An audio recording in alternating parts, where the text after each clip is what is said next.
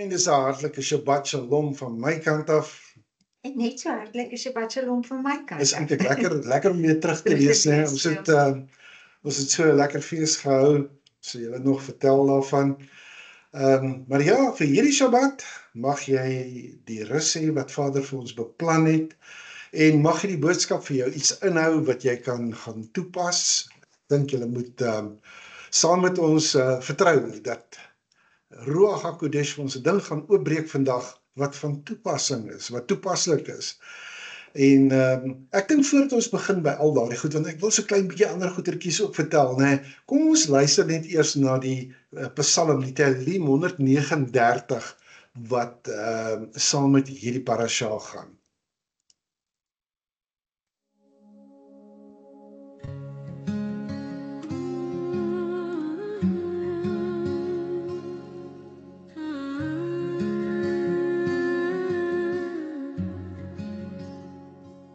In the stillness of the morning light,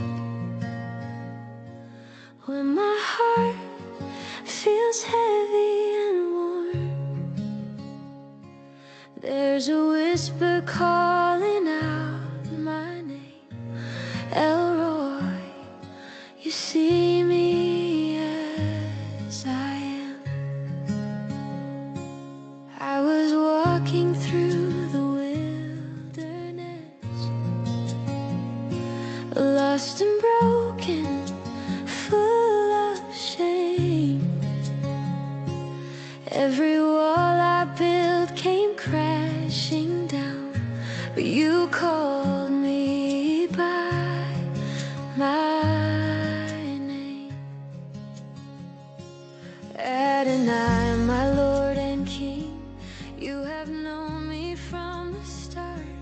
Every secret, every dream I hold, you have written on my heart. When the world says I'm forgotten, when I feel so far away, you remind me of your promise that your love will always stay. You know me, you know me, every thought and every prayer.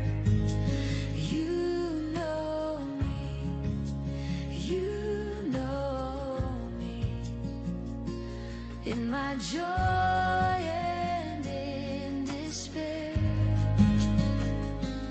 From the depths you lift me higher, set my weary soul on fire. You know me,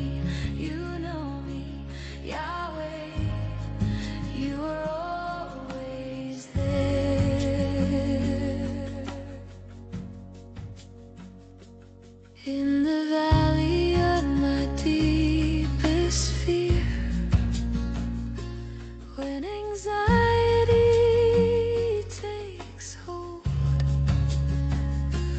Ruach HaKodesh, a spirit come, let your peace fill up my soul. Jehovah Jireh, provider God, you supply my every need. What seems impossible to me is your promised word indeed. When the world says I'm forgotten, when I feel so far away, you remind me of your promise that your love will always stay. You know me, you know me,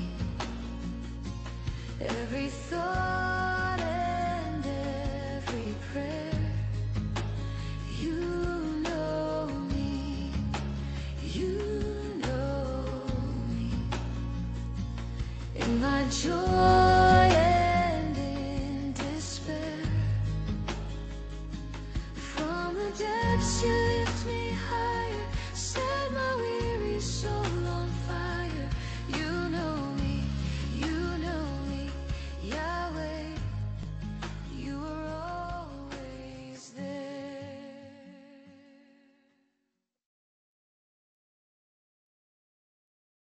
Mooi nee. Baie mooi. Dis nie die hele sang daar nie, dis maar net, dis 'n vreeslike lang sang. So as jy dit wil gaan opkyk, miskien sal ek die hele een so met post op die Shabbat. Ja, ek dink dit is 'n goeie idee. Ja. Kom ons kyk dan na ons parasha, Bereshit, in die begin. Ons begin al weer van vooraf. En ek sien nogal uit daarna, want ek sien uit na nog 'n laag wat afgetrek word. Nog goed wat Vader vir ons gaan oopbreek in hierdie hele siklus waardeur ons gaan. Maar voordat ons nou voortgaan, kom ons kyk net na die leesgedeeltes. Is dit Bereshit of dan nou Genesis 1 vers 1 tot hoofstuk 6 vers 8.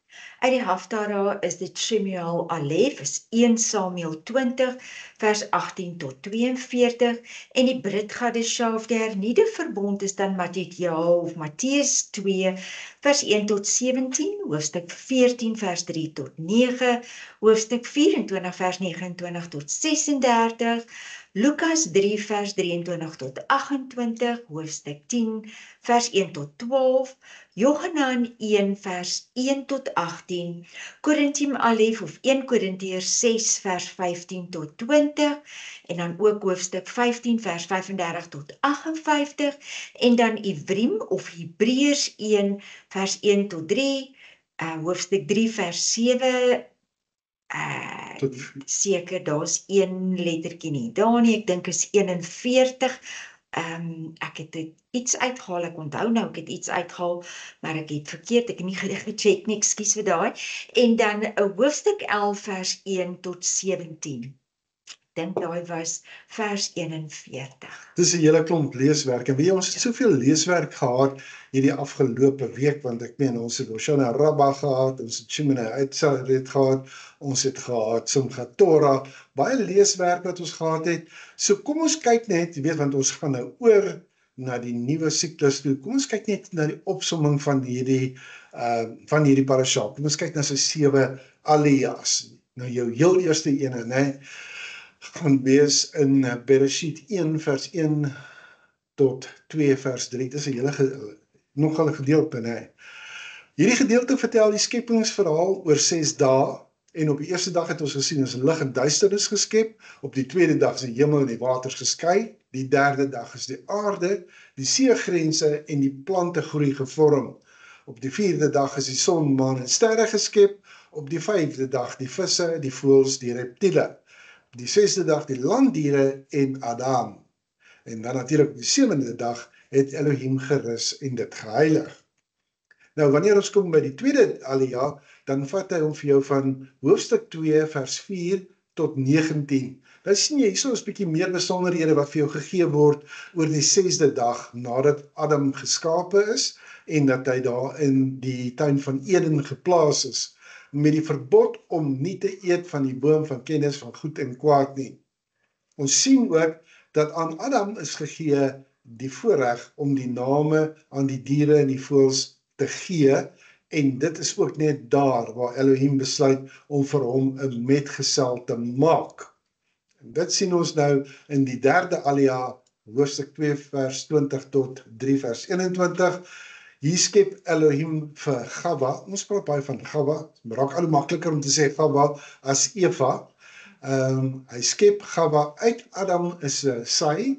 Die slang kom dan, hy verlei vir Chava om te eet van die verbode boom en sy gee natuurlik ook vir Adam daarvan. En dan word hulle bewus van hulle naaktheid en hulle word saam met die slang vervloek.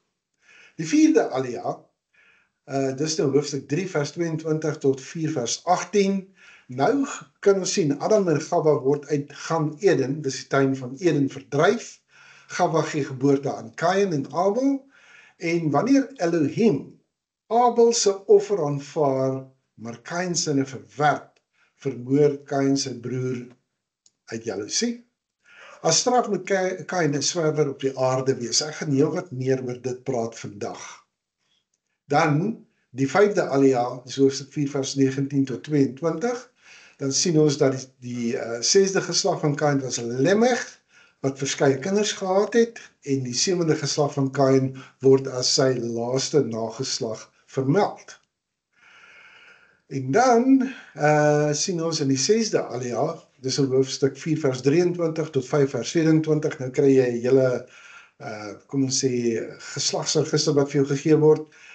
Dan sien ons dat Lemeg het per ongeluk sy agterklein oupa Kain doodgeskiet. Waarmee het hy hom doodgeskiet? Met 'n boog.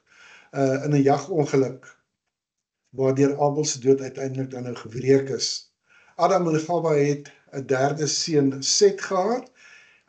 Hierdie gedeelte beskryf die eerste 7 geslagte van die mensdom vanaf Adam tot en by die regverdige wat ons ken. Henog is eintlik Ganog, ons praat van Henog. En dan ons laaste alia is hoofstuk 5 vers 25 tot 6 voor 8. En dinge gebeur baie vinnig hoor. So ons moet baie bly hier. So daar's nog 3 verdere geslagte wat genoem word, wat eindig by Noag, die 10de vanaf Adam. Ons sien die verdorwenheid, die disfunksionaliteit van die aarde, het Elohim so vertoorn dat hy spyt gekry dat hy die mens geskaap het, en hy gee toe die mense 120 jaar om berou te hê, en slegs Noag was regverdig. Hy is die een, volgens sy naam ook, wat guns gevind het in die oë van Elohim. Nou voordat ons voortgaan, ek doen hierdie elke jaar en ek gaan dit weer doen, ons uitgangspunt wanneer ons die Torah bestudeer is altyd dit. Woorde beteken dinge. Om die skrif behoorlik vanuit die perspektief van Jahwe te verstaan, moet ons voortdurend onsself daaraan herinner dat al die boeke van die skrif deur Hebreërs geskryf is, want Jahwe het dit in Hebreëus geskryf. Nee, hy het dit gedikteer so vir Moshe.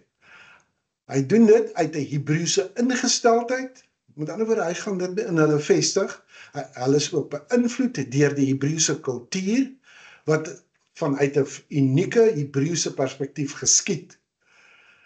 Wat dit opgelewer het en maar natuurlik ook oorgedra is aan 'n Hebreëse gehoor, wat al hierdie nuances van die Hebreëse taal behoorlik verstaan en ja, jy weet, hulle sê, jy weet, as jy dit nie op daai manier doen, is dit so om 'n bruid deur haar sluier te soen, verstaan jy?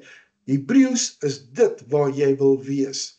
Dit verskil van al die ander tale in die wêreld. Dit gaan so tot met die toring van Babel, is nie lank nie, dan kom ons by hom uit, maar Vader het gekies om vanuit die prentjietaal wat hy wil gebruik, en ek gaan nou net vir ietsie daaruit verduidelik,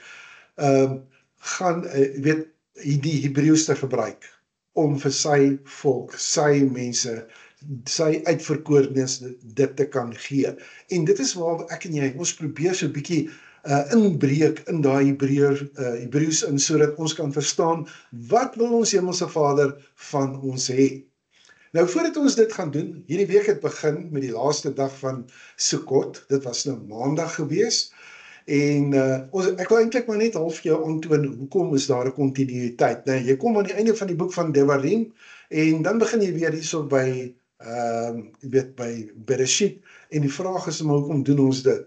So, kom ons kyk net wat het alles gebeur. Ons het al gesê, maandag was Hoshana Rabbah geweest, dit was die 7de dag van die Sukkot fees. Jy het byvoorbeeld daar gekyk na Numeri 29 vers 26 tot 34, en wat is die hooftema uit dit uit? Die roep om redding en die volheid van die verloste nasies. Onthou, Sukkot gaan oor al 70 die nasies. So, dit vorm letterlik die hoogtepunt van Sukkot. Dis 'n dag van blydskap, dis 'n dag van gebed, en dan natuurlik die eskatologiese hoop. Wat is dit? Die hoop wat wag in die toekoms in. Maar dit verteenwoordig ook vir my en vir jou die simboliese afsluiting van die goddelike oordeel, wat saam met Yom Kippur begin het, en ons sien uit na die universele verlossing wat dan kom. Dis wat Sukkot vir ons gaan inhou, wanneer ons onder die heerskappy van ons Messias Yeshua gaan wees. Dan, weet jy, ek kan vir jou net sê, daar soos 'n hele klomp offers wat gebring word, 7 bulle, 2 ramme, 14 lammetjies en so aan, en 1 bok vir versoening, en weer eens, ons almal weet, die laaste groep van hierdie 70 bulle, wat dan nou geoffer word, dit verteenwoordig die 70 nasies van die wêreld. Die punt is net dat Israel tree op as die priester onder die volke vir die vrede van die hele skepping. Jy gaan ook sien die seremonie van al hierdie prosesse, dit word gedoen met takke, né? En hier moet jy 'n gedagte hou, dat hulle het hierdie takke, hierdie lulafs het hulle gewaai, en dis dieselfde ding wat jy gekry waar daarvan gepraat word, in Psalm 118 vers 25, waar hy sê, Hosiana, red ons asseblief, o Jahoua, dis wat hulle gedoen het, maar ek en jy kan nie uit die oog uit verloor, dat in wat bekend staan as die kruisigingsweek, is dit presies wat die volk met Yeshua gedoen het nie. Hulle het hulle klere voor hom oopgegooi, hulle het hierdie takke gewaai, hulle het gesê, Hosiana, red ons, o Jahoua. Dis wat hulle gedoen het, alles in die kruisigingsweek, en dit het alles 'n belang vir my en vir jou. Weer eens, die getal 7, wat jy daaruit kry, dis die 7de dag van Sukkot, dui op die volheid en die messiaanse hoop wat ons het. En het ons nie net met hierdie Sukkot ook agtergekom, soos wat ons met vorige Sukkotte al uitgewys het, maar ek dink dit het vir ons meer pertinent geword oor hierdie palmtakke wat eintlik die ruggraat verteenwoordig. En hoe ons in die siddur ingekyk het. En dit gee vir daai struktuur. En die struktuur van hierdie ruggraat en hoe dit alles die nuwe jaar oopbreek en hoe dit die struktuur van die leesrooster oopbreek. Al hierdie goed is connect the dots. En hoe dit eintlik sin gemaak het en hoe Vader regtig 'n God van orde, Elohim van orde is, en dat ons tog so graag ons eie ou dingetjie wil doen. En in steede dat ons net in sy orde bly, en dan sal ons eintlik die groter prentjie kry, en dan sal ons van vlak na vlak na vlak na vlak toe vat. Ja. En dit was vir ons nou nogal interessant geweest. Die prentjie daar op jou skerm, jy weet, soos wat hulle so rondom die altaar sal dans en met hulle lulafs, met hulle, weet, jy kan net dink, ek kan net myself indink wat is die grootheid daarvan. En dan natuurlik, weet ons ook, strome van lewende water, né? Uit jou Haftarah gedeelte vir Sukkot het ons gekry Jesaja 12 vers 1 tot 6. Ek gaan dit nie alles vir jou sê nie. Hy sê net vir jou daar, jy sal met vreugde sing, Elohim is my redding. En ek en jy weet ook dat die waters van redding, hy praat eintlik daarvan die Mehi HaYeshua. Dis ook op daai dag hierso by Hoshana Rabbah en Simchat Torah, waar Shemoneh Atzeret, die laaste dag van die groot fees, dan is dit waar Yeshua dan nou ook met daai watergiet aksie wat hy gekom het en opgestaan en gesê, almal wat dors het, kom na my toe en ek sal julle lewende water gee. So jy kry die prentjie daarvan, né? Mag ek hier net getuig? Ja. Ons het die 2 dogters wat saam met ons daar was, Dina Marie met haar 2 dogters, die 2 dogters na ons toe gekom en gesê, bid saam met ons, dat dit reën, dat die rivier, want ons was omring so met riviere gewees, want dit was droog, kerkdroog, dat dit reën, dat volgende jaar, dat ons die riviere sal loop, en dat ons omring sal wees met hierdie riviere. En die laaste dag, toe die laaste dag aanbreek, daai aand, toe is daar 'n storm wat losbars soos niks. En die volgende oggend, raai wat, toe loop die riviere. En die woorde wat ek gehad het, voordat die storm uitgebars het, nog voordat daar tekens was, het ek gesê, ek weet nie, maar ek ervaar het in my gees, dat hierdie jaar gaan 'n absolute geseënde, besonderse jaar wees. En is so goed, asof ons bevestiging gekry het, dat hierdie hemele oopgebreek het, en die stortvloed, en is dit nie wat die skrif sê, as jy sal optrek vir Sukkot, sal Vader die hemele oopmaak, en hy sal die stortvloed van reën en seën neerdal, en ons het dit fisies beleef. Ja, ons het toen natuurlik op die volgende, die laaste dag, die Simchat Torah dag, wat het daar gebeur? Dis nou hier in Johannes 7 vers 37 wat Yeshua gesê het. En op die laaste dag, hy praat van die groot dag van die fees, het Yeshua gestaan en uitgeroep en gesê, as iemand dors het, laat hom na my toe kom en drink. Hy wat in my glo, soos die skrif sê, strome van lewende water sal uit sy binneste uitvloei. En dit het hy gesê van die ruach wat die sou ontvang wat in hom glo. Want die afgesonderde ruach was daar nog nie, omdat Yeshua nog nie verheerlik was nie. Onthou dit, omdat Yeshua nog nie verheerlik was nie. So, saam met dit weet ons nou, het jy die afsluiting gehad, die seën wat oor Josua uitgespreek is, om dan net, want hy sou hulle van daar af vat, hulle dan in die beloofde land in. En die volgende prentjie gaan net vir jou wys, jy weet, op Simchat Torah, ons het dit gedoen ook maandag aand, het is 'n bietjie die hoofstuk 34 gelees, die boek klaar gemaak, bietjie geprys en worship, en met daardie skril wat ons het gedans. En jy kan maar hoor by diegene wat getuienisse het daaromtrent, wat jy weet wat se gevolg dit vir hulle gehad het. Kan net sê dat ons het die 6 van ons wat toe nou oorgebly het iets anders te beleef op Dinsdag, die Simchat Torah dag, die dag daarvan. Ja.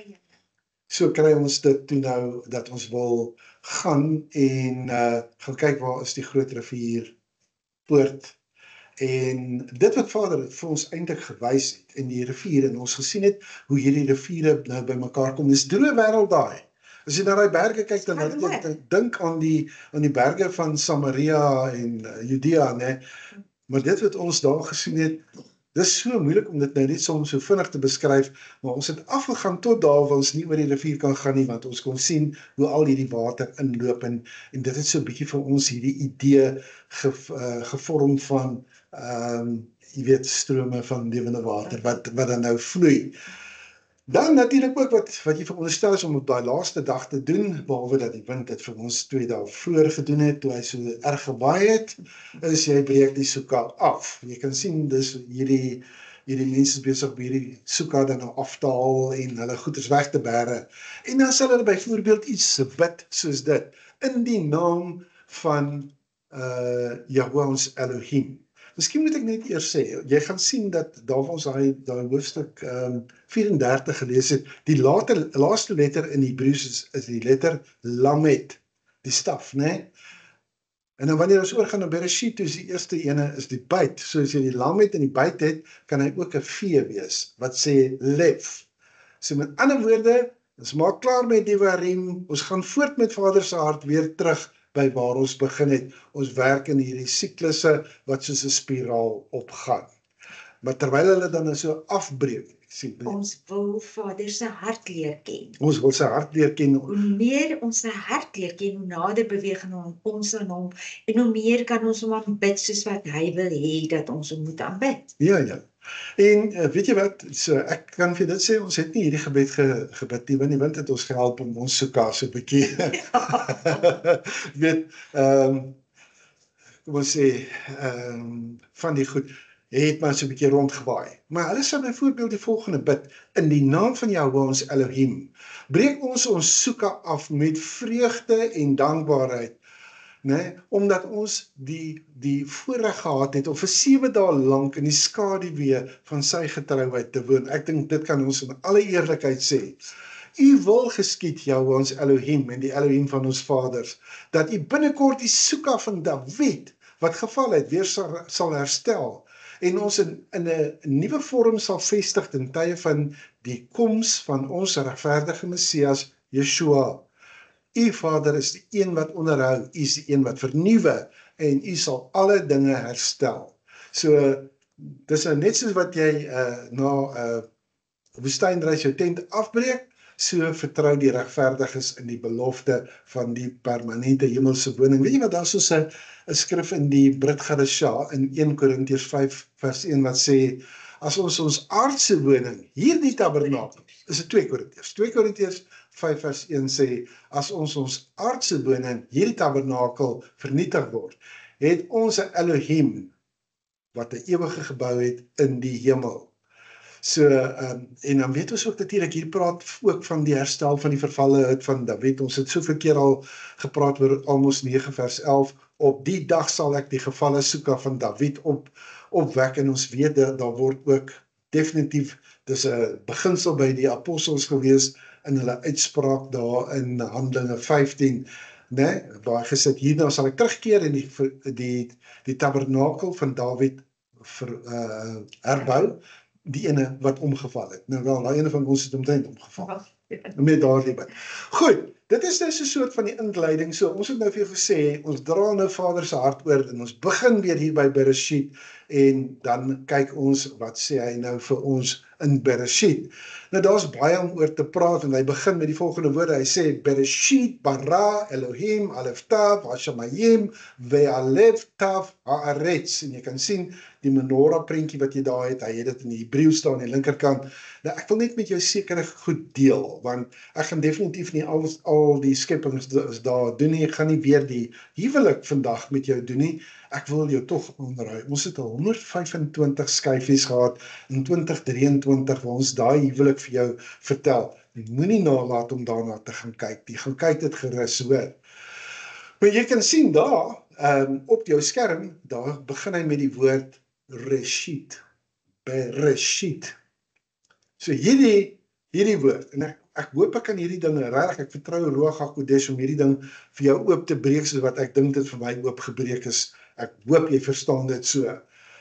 Hierdie woord Reshit, in die heel eerste woord Bereshit, Reshit, daai gedeelte, het letterlik in landbouterme verwys na die beste deel van die oes, die hoogste gehalte wat uit die veld gebring is, dit wat bekleed was met kwaliteit. En wanneer dit as 'n offer aanvaar word, was die hele oes simbolies en letterlik geseën. Met ander woorde, as jy 'n goeie koringoes gehad het, 'n goeie Reshit gehad het en jy bring dit, is die hele oes wat daarna geproduseer is dit gemaak soos daardie Reshit. En dis eintlik waar die eersteling vrug vandaan kom. Dis waar die eersteling vrug inkom het. So daai eersteling vrug is geseën as die eerste vrug wat gebring is reg. Ek wil net hê jy moet hierdie beginsel net onthou wanneer ons kom by Kain wat die eerste moord gepleeg het, hoor. Gaan dinge daar rondom dit sê. Goed, so die boek Genesis of Bereshit begin met die stelling, né? Met of in Reshit is die hemel en die aarde geskape of georden. Nou die oorspronklike Hebreë sê Bereshit, die gedeelte beteken in of met hierdie Reshit, né, is alles geskape. Dis regtig wat hy sê. So ek en jy moet gaan kyk maar wat op Vader eintlik vir ons hierso sê, want ons het dit nog nie so gesien nie. Hieruit verstaan ons dat die Reshit nie net as afsonderlik van Jahwe gesien word nie. Dit is deel in dieselfde eienskappe en selfs in die wese van Jahwe homself. Met ander woorde, hy het die beste van homself afgesonder om hierdie te kan skape.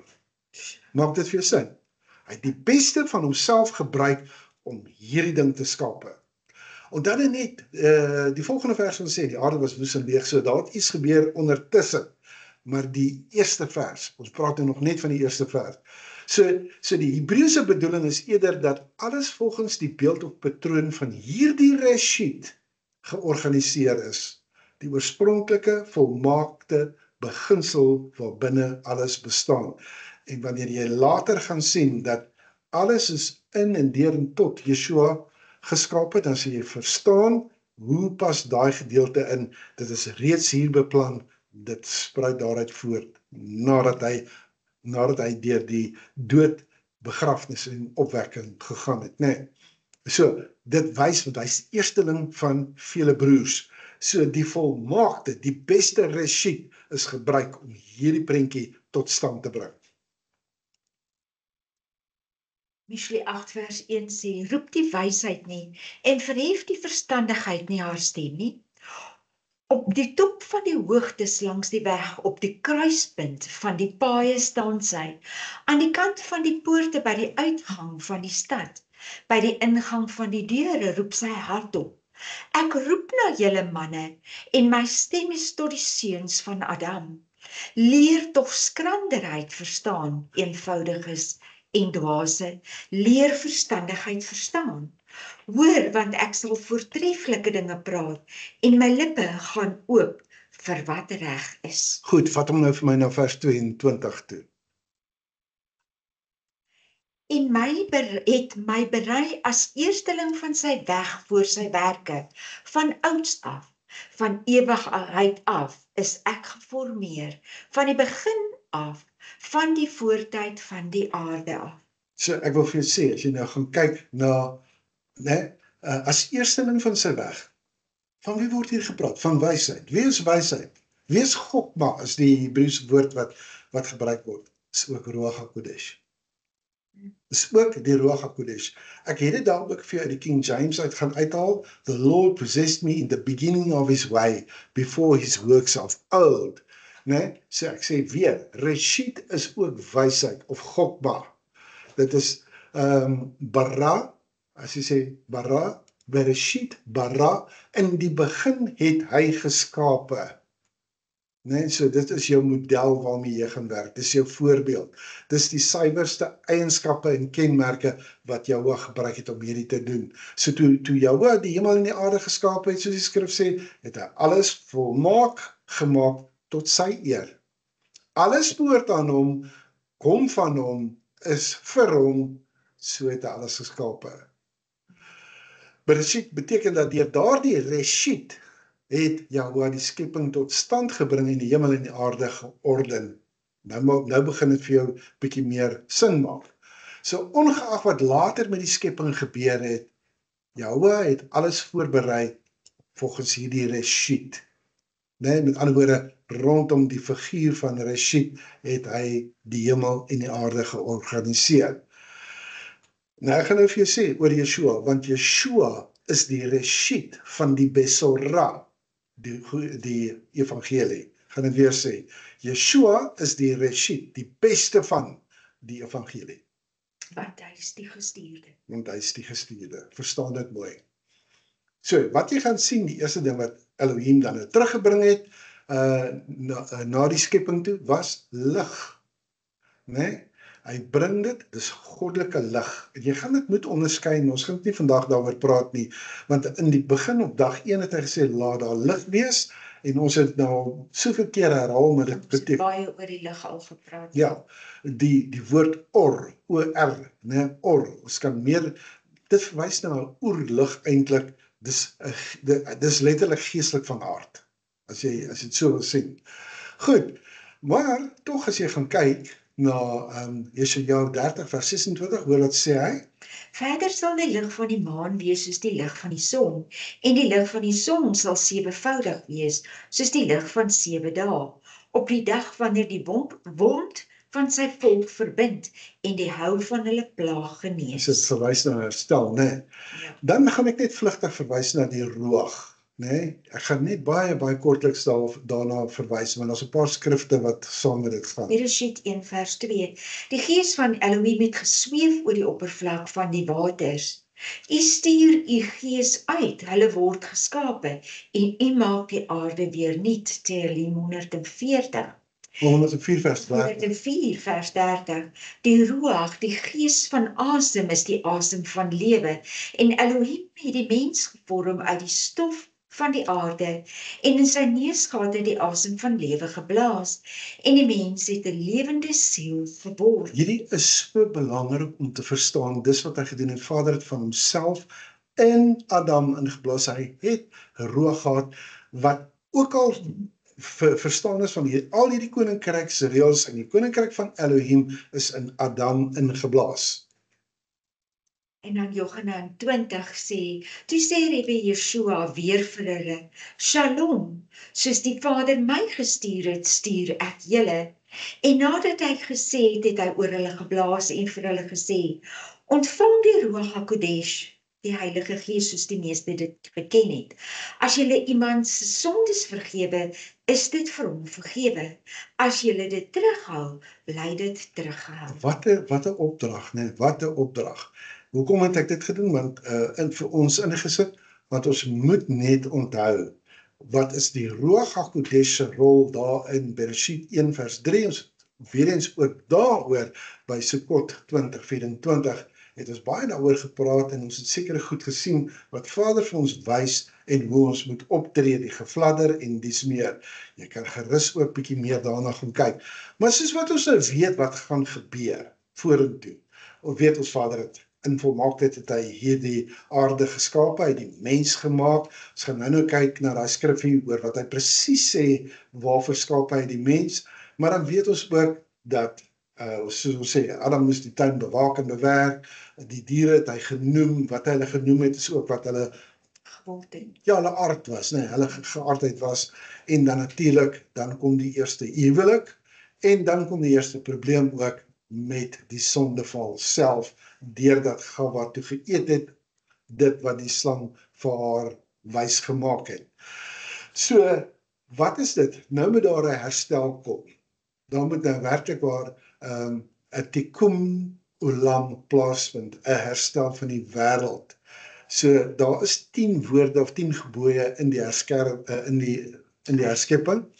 Heel eerste gaan daar wees, dan moet weer lig wees.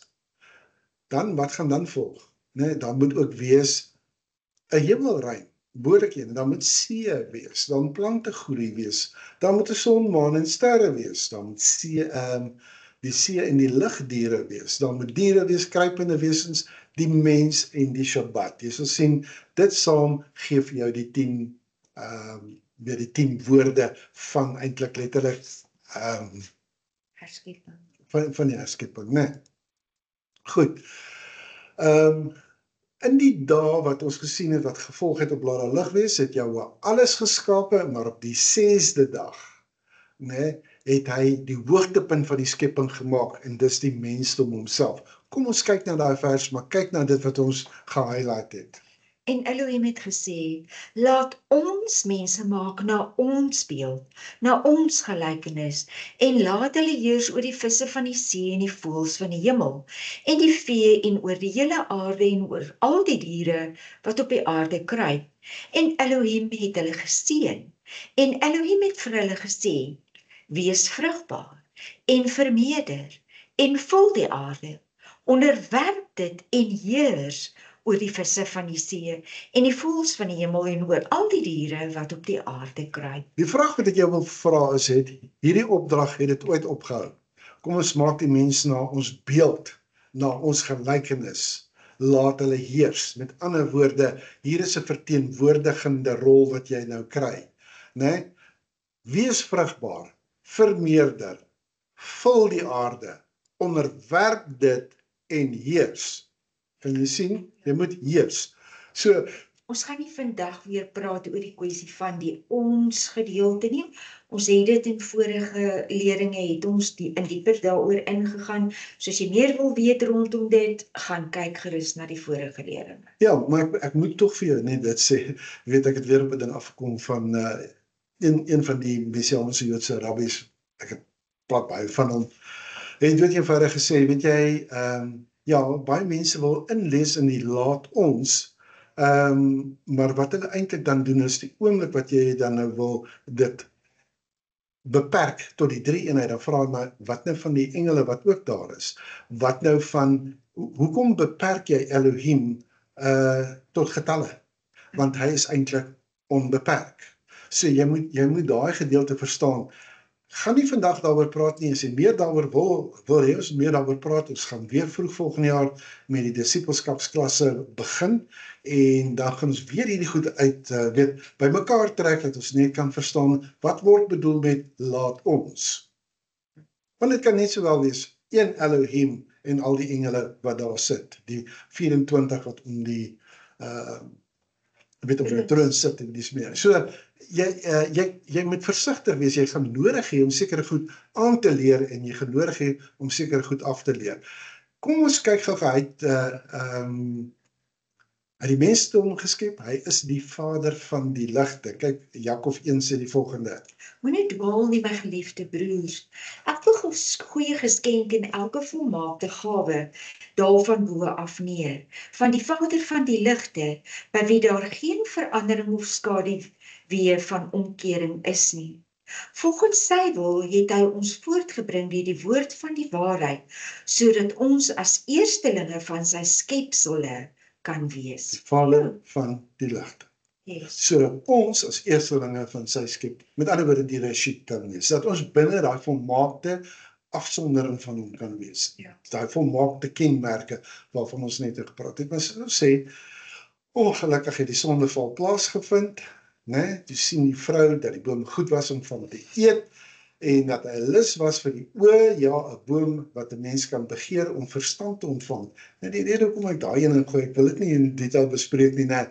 Maar daai ene dat sy het gesien dat jy kan dit begeer om verstand te ontvang. En toe neem sy van hierdie vrugte en sy het dit geëet en ook vir haar man by haar gegee en hy het geëet, né? Kan jy sien, kennis is 'n probleem. Goed, Kan die probleem of, wees. nou, kennis, goeie kennis. So, weer eens, ek weet almal hou daarvan om vir jou die prentjie te gee van, hoe sit 'n appel geëet? Nee, wat 'n appel is 'n lekker ding. Nee, weet net, dit is van die vrug van die boom van kennis van goed en kwaad. En sy het die slang in die oë gekyk en hom geluister.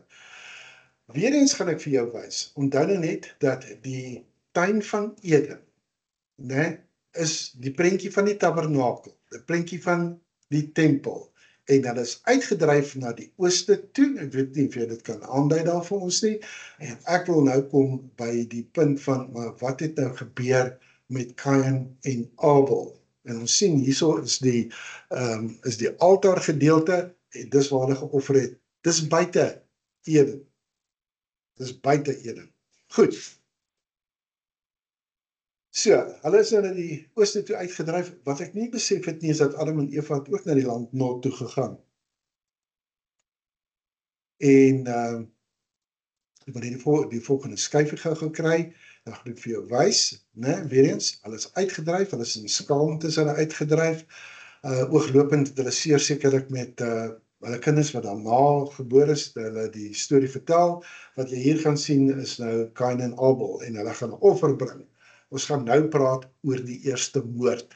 Dis goed wat jy dalk nie raak gesien het nie, wat ek glo wat belangrik is, want dit het 'n impak op my en jou geloofslewe. So kom ons kyk na die eerste moord.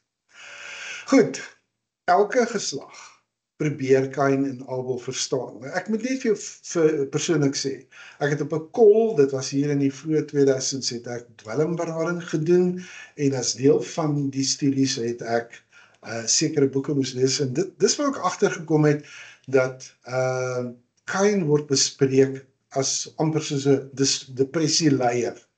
Maar daar's meer agter hierdie storie en ek het dit nie in daai boeke gekry nie. Eers wanneer jy gaan kyk na die Hebreëus dan kom jy agter, maar eintlik is die hele storie nog dieper as wat ons gedink het. En weer eens, soos ek gesê het, elke geslag probeer Kain en Abel verstaan. Wat gaan jy maak as ek vir jou sê dat die werklike tragedie nie die moord was nie, maar dat dit eerder gegaan het oor 'n teologiese ontsporing aan Kain se kant.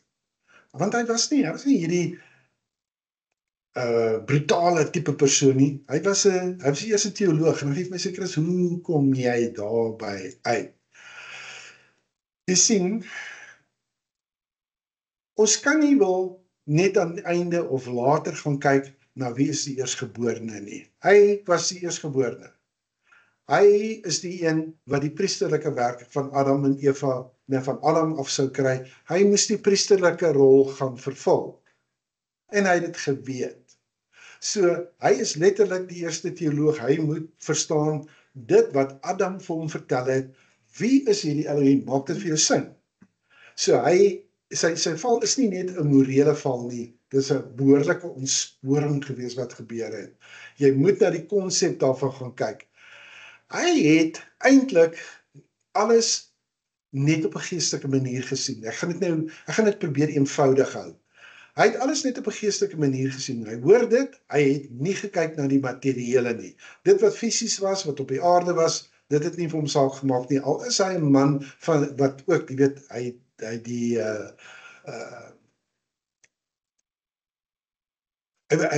wat sal ek sê, hy die vlas het hy verbou byvoorbeeld, want dis wat hy gebring het vir 'n offer, vlas van alle dinge. Nie Abel nie. Abel was 'n man wat weer, hy was ingestel op die materiële wêreld. So, as jy nou wil gaan kyk, hoekom sê Vader nou bietjie later vir Kain, hy sê, maar Abel se bloed roep van die aarde af, dan gaan jy verstaan, maar daar's geregtigheid wat van die aarde af gaan roep. So, hierdie is nie 'n kinderverhaal nie, mense, dit is regtig eintlik die ineenstorting van 'n filosofiese beskouing wat Kain gehad het, oor alles is net geestelik, dis nie materialisties Dat is nie wat ons vandag ook sien nie. Dis Dit is presies wat gebeur in die Christendom en die baie, ek wil amper sê, die oorgroter meerderheid van die Torah beweging ook. Alles is net geestelik. Een van die eerste lesings wat ek ooit gedoen het daaroor gegaan dat dis wat jy, en ek jammer dit is so, maar dis wat jy in die kerk geleer het, weet, alles is allegories, alles is geestelik. Ek wil tog net nie, jy weet, jy vergeestelik alles. Kom ons vat nou, soos my talit, né? Wel, maak vir dit sit aan die 4 hoeke van jou kledingstuk en so aan. Solank as wat dit in my kop okay is dit okay. Ek hoef dit van niemand te wys nie. Tefillin, dieselfde ding. Kom ons vat Shabbat. Jy weet, solank as wat ek Shabbat in my kop hou, is alles okay. Feeste. Solank ek dit nie erken en dis okay. Ja, maar weet jy wat? Dit is wat in Kain se kop aangegaan het.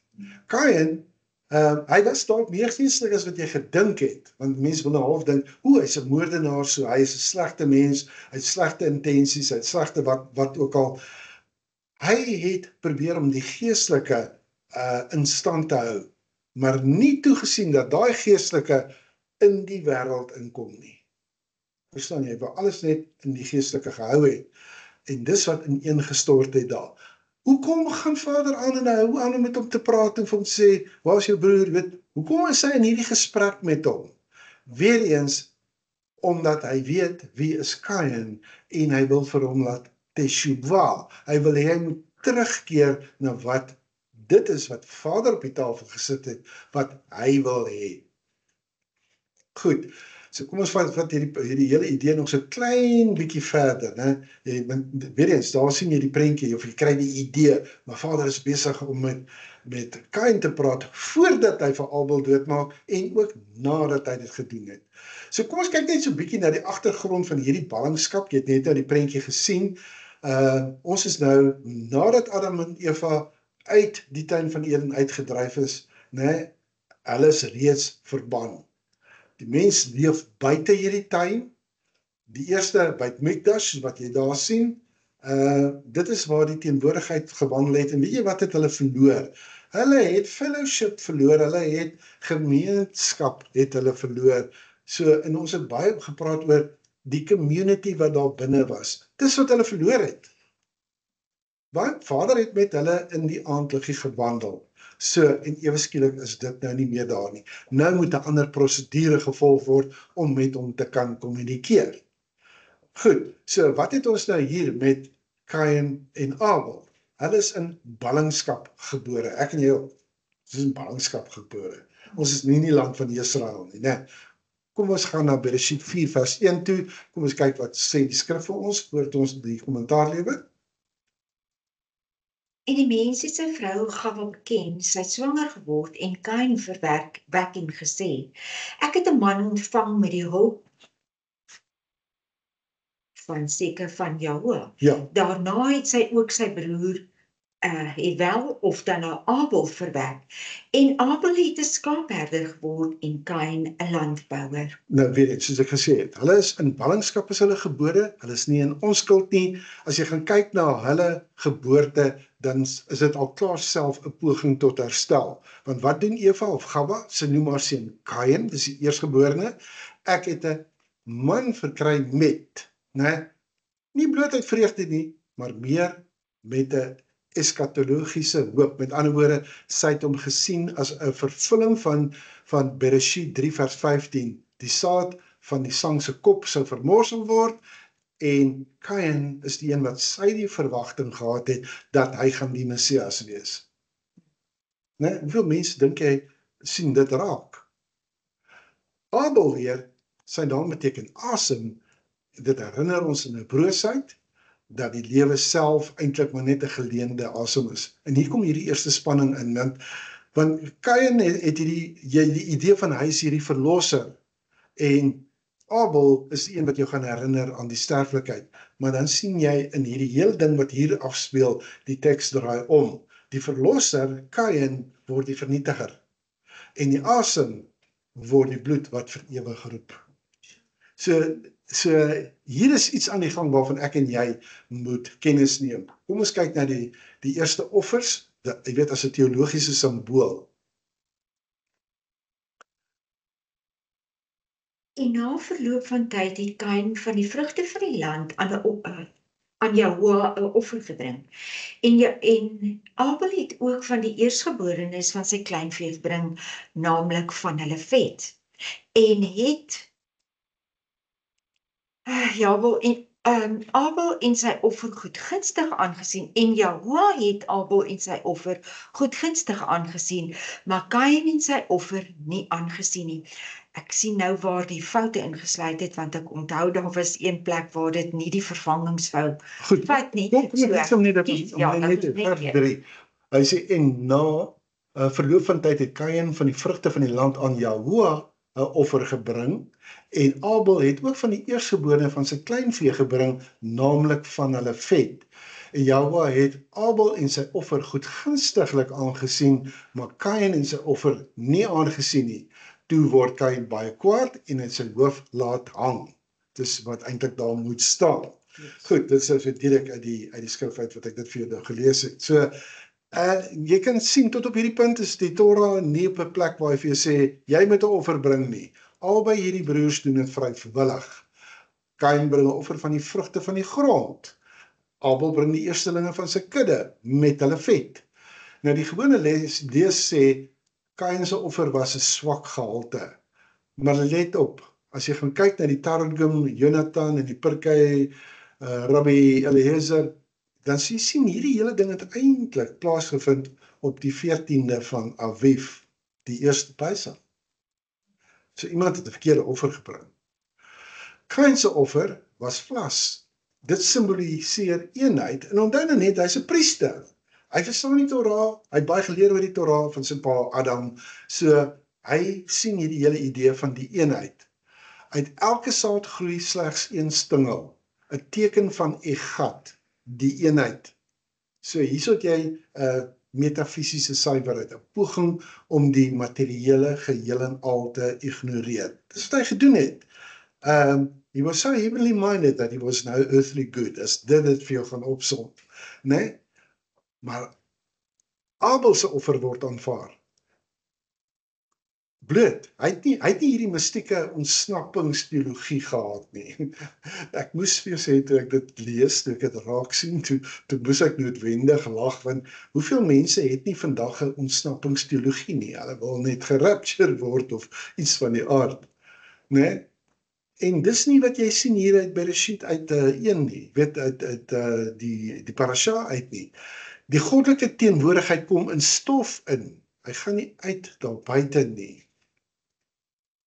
So, Kain se teologie het misluk, omdat hy die moontlikheid ontken het, of nie raak gesien het nie, of weet hy het nie ingesien dat Vader in hierdie skepping moet kom woon nie. Maar buiten dit is hy het nie verstaan die kwessie van dis hoekom sy offer afgekeur het, want dit was Pesach.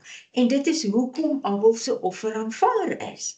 Heeltemal so. Maar ek en jy weet dit nou natuurlik met hindsight, weet ons bietjie meer as wat die normale gaan weet.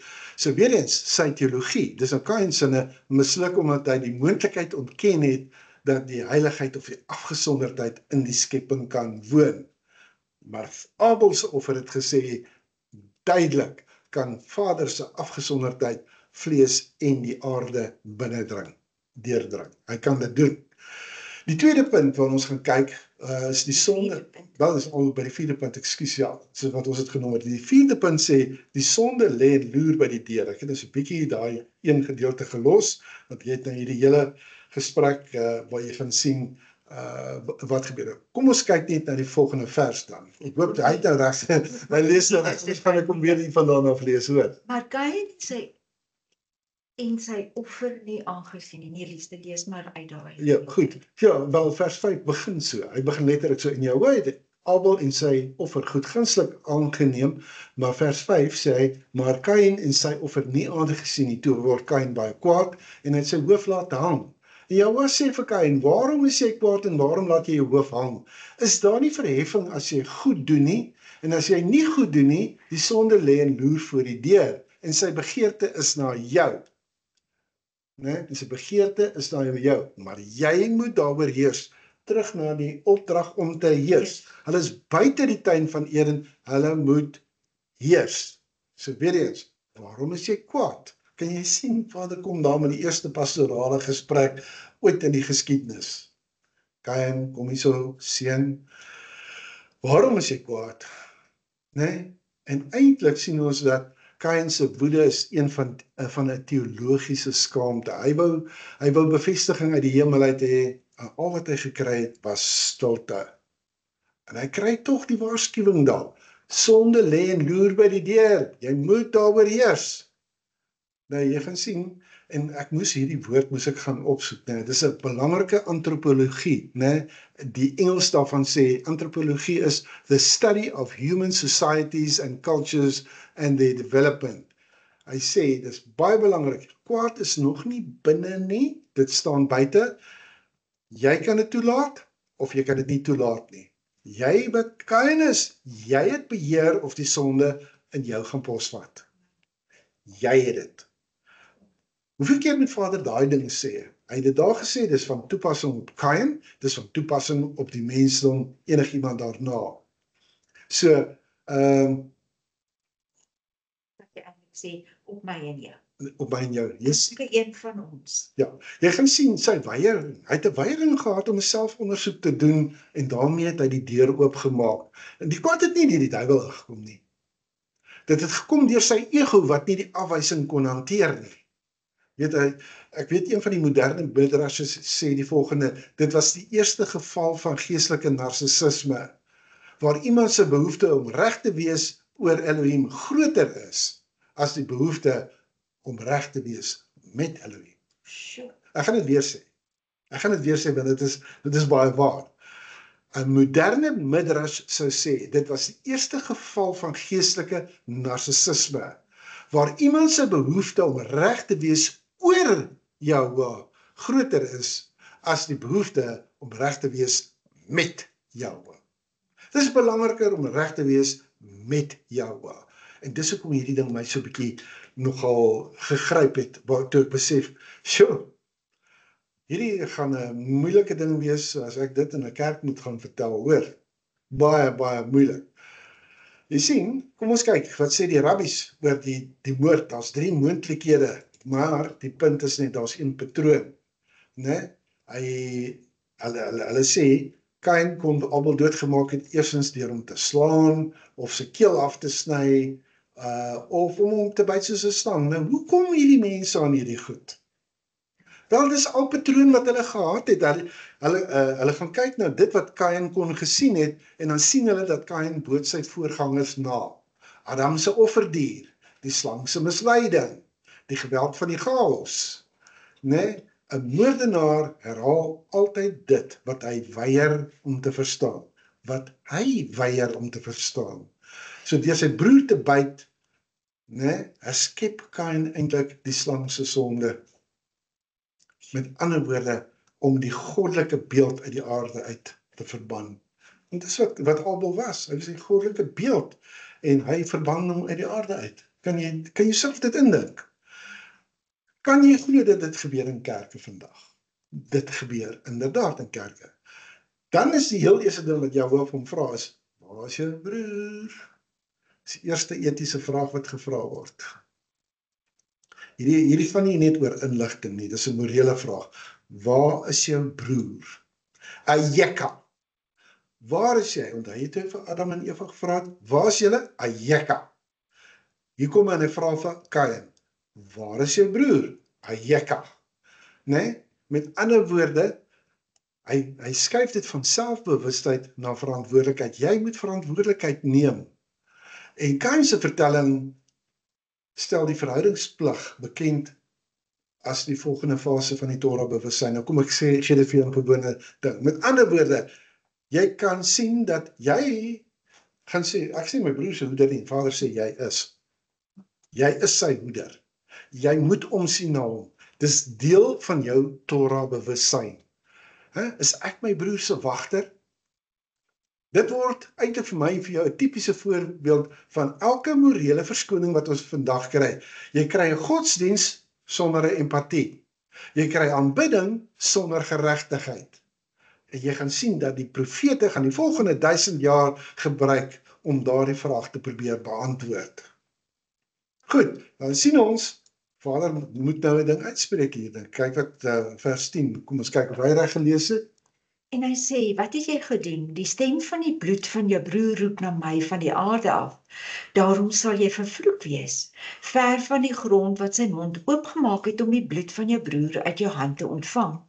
As jy die grond bewerk, sal dit sy vermoë aan jou nie meer gee nie. 'n Swerwer en vlugteling sal jy wees op die aarde.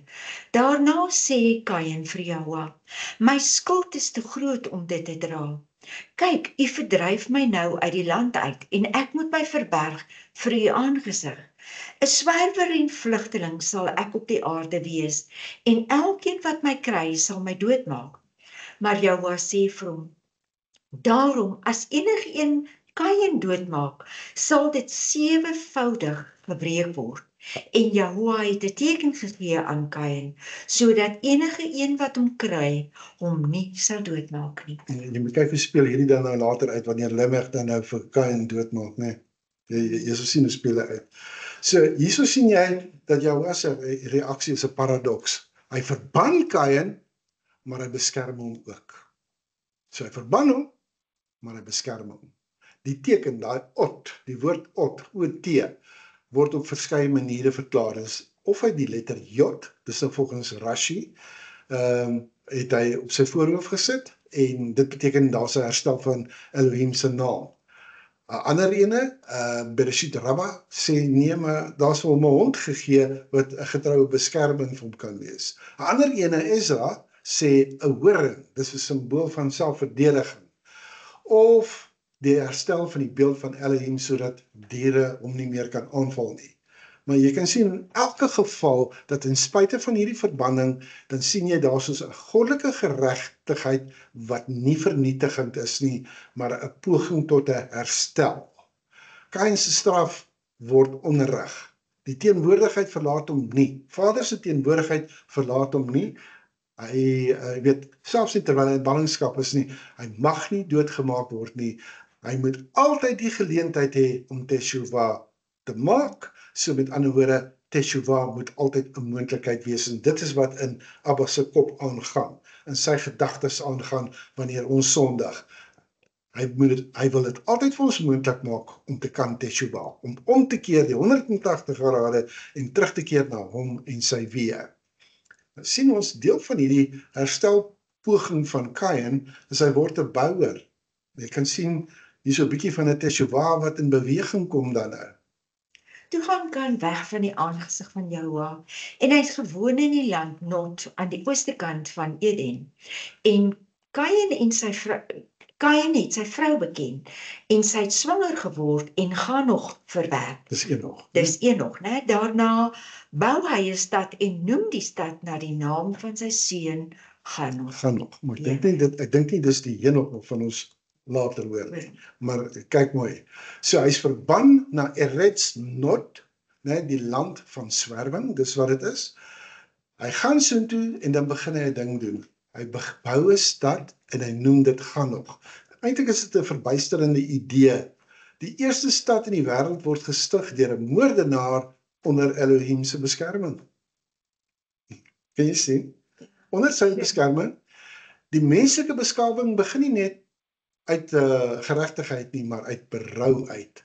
Kain se daad leer ons, Teshuvah is nie net 'n nostalgiese ding nie, dis 'n skepende herstel uit verwoesting uit. Dis presies wat in die begin het Jahwe die hemel en die aarde gesê, en die aarde was woes en leeg. Nee, so hy begin op dieselfde manier, begin hy om uit daai verwoesting uit weer te skep. En dis wat Kain begin doen het. Jy kan sien sy teologie begin nou verander, van verwerping van die wêreld tot die herstel van die wêreld. Hy begin daar om 'n gemeenskap saam te stel. En dis eintlik 'n mooi storie. Ons sien nie dat hy 100% Teshuvah terugmaak na Jahwe toe volgens alles wat vir hom gegee is van tevore nie, want ek meen 'n swerwer is hy, ek meen na 7 geslagte word hy en sy geslagte eintlik maar basies geheel en al uitgewis. So, maar hier kan jy sien dat sy teologie het verander. So, daar is ook van die besprekinge wat sê dat Kain se nageslag, hulle was die uitvinders van metaal, van musiek, van migrasie.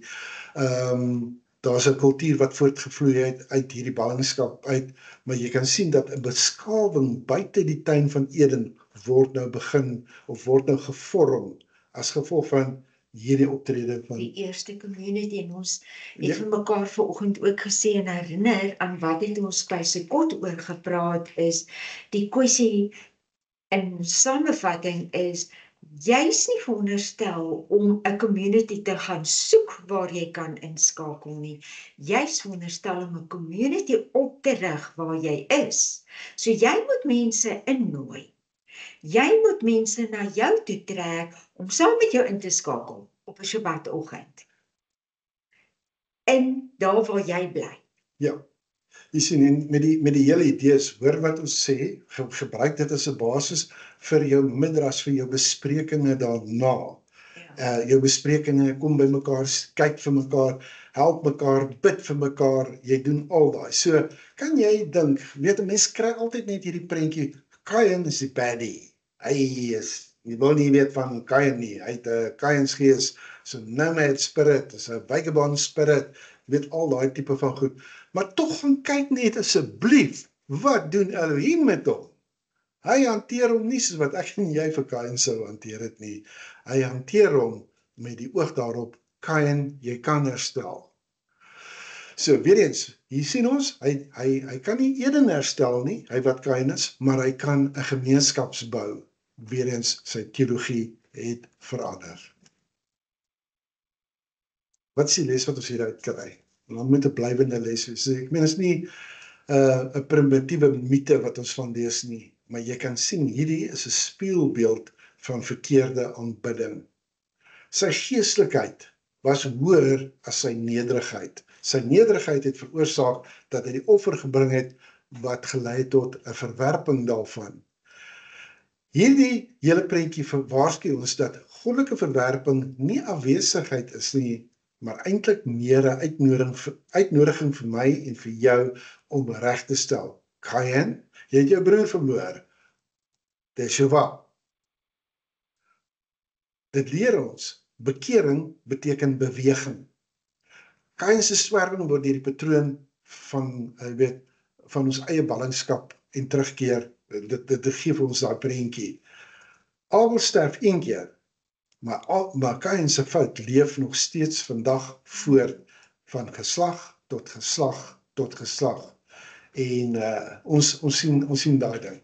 Okay, kom ons kyk, hoe kan ons nou besin oor hierdie hele storie? So, hier sien ons, en ek verskil baie keer van baie van die gewilde uitlegte. Kain se offer was nie sleg nie, dit was net verkeerd gerig.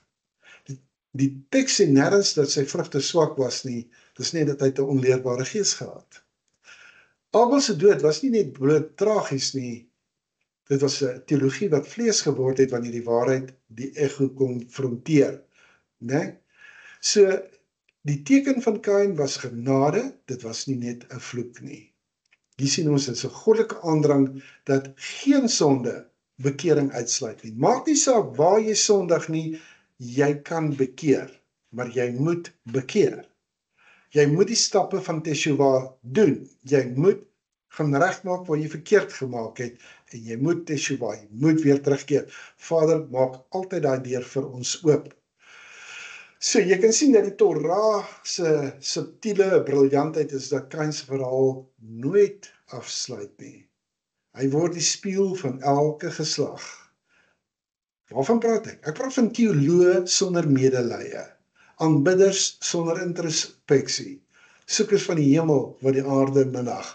Wil jy vir my sê jy sien dit nie vandag nie? Verseker sien ons dit deur en oor. So met ander woorde, hoe kan ek 'n ding vir jou vertel, maar ek kan nie empatie, simpatie hê met jou nie. Ek moet jou nie net vertel wat om te doen nie, ek moet jou help om te doen wat jy moet doen. So, weer eens, so as jy mooi gaan kyk daarna, was Kain se teologie eintlik briljant, maar sy menslikheid was onderontwikkel. Sy menslikheid was onderontwikkel. Die uitdaging van die Torah, as jy gaan kyk na hierdie hele skepingsverhaal, wat vir Adam gegee is, die bruid wat hy gekry het, die val wat hy deurgegaan het, dan moet ons weet, die uitdaging van die Torah is om die hemel in die aarde in te bring, nie om daarvandaan af te vlug nie. Elke offer, elke korban na Kain dra hierdie regstelling. Jy moet eers 'n verhouding met Elohim hê, voordat jy 'n ritueel gaan bring. Baie belangrik, hoor. Goed, so dit sluit vir my daai gedeelte af. Ek wil net vir julle vinnig sê, ons gaan nou klaar maak. Iemand het vir my hele teaching gestuur oor dat die dag begin in die oggend. En ek het toe gaan werk maak daarvan, ek gaan dit vir julle stuur. Ek gaan vir julle altyd stuur dat julle daarna kan kyk. Want dit is baie leeswerk, is baie navorsing om te doen, maar weer eens, in die skrif begin 'n 24 uur kalenderdag in die aand na sononder. Dis 'n baie belangrike sleutel om te moet hê. Skriftuurlik, die aand na sononder, die begin van 'n dag, en sononder is die einde van die dag. Hoekom sê ek so? Kom ons lees net vir een. Levitikus, wat is dit? 11 vers 24 wat hy daar sê. And by these you are made unclean. Anyone touching the carcass of any of them is unclean until the evening. And anyone picking up part of the carcass of any of them has to wash his garments, and he shall be unclean until evening. Die hele idee, die hele prentjie wat jy gaan kry, is dat transformasie begin vanuit die duisternis na die lig toe. Dit is die Hebreëse siening daarvan. Ek hoop dit help vir jou as jy dalk daai vraag gehad het, maar ek gaan nog steeds vir jou altyd die studies stuur, want dit is goeie studies om te weet hoekom werk dit so. Nee, die aand begin nie 12 uur vanaand nie. Dis Rooms en Rooms-Katoliek. Dis baie beslis nie. Ja, 'n dag begin wanneer die lig opkom. Dit is 'n dag. Maar 'n kalenderdag is 24 uur, wat 'n ander konsep is. So daar's twee konsepte van dag. En 'n 24 uur kalenderdag begin dan nou met sononder die vorige. Dit was aand en dit was môre. So wat sou mense sê, wat sou ek wou gehad het met jou takeaway wees vir vandag? Die takeaway is, jy weet, jy moet jouself die vraag gaan vra. En as jy die vraag vra, dan bid jy vra, Vader, deursoek my hart en kyk in hoe mate is ek besig om myself te mislei. Wys vir my of in watter mate is ek so heavenly minded that I am no earthly good. En wys my die strategie sodat ek in albei sfere u behoorlik kan dien soos wat u wil hê dit moet gebeur. Dit moet jy bid in Yeshua se naam.